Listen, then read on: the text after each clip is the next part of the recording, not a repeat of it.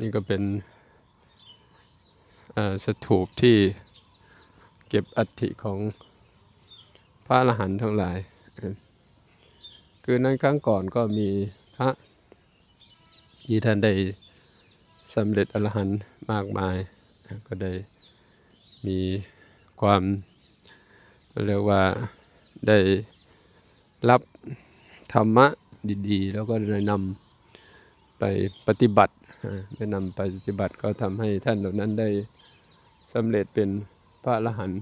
ที่บริเวณป่าอิสิปตนมฤคทายวันก็ได้นำที่ธาตุท่านมาเก็บไว้ในบริเวณป่าอิสิปตนมฤคทายวันในเมืองพาราณสีนี้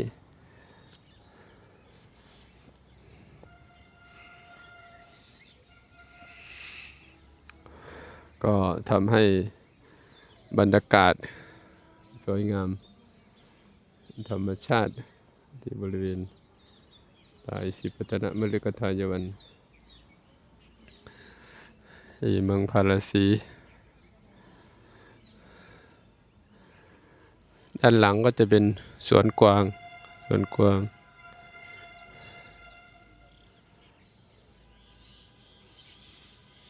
ถ้ามีการสถูปเป็นสถูปที่พระพุทธเจ้ามาแสดงธรรมจักรปวัตตนสูต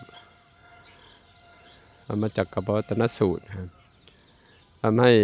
พระพุทธมีพระพุทธพระธรรมพระสงฆ์ครบบริบูรณ์ในที่สถานที่ตรงนี้มันก็ถือว่าเป็นส่วนสำคัญที่เราได้มาบูชาสักการะ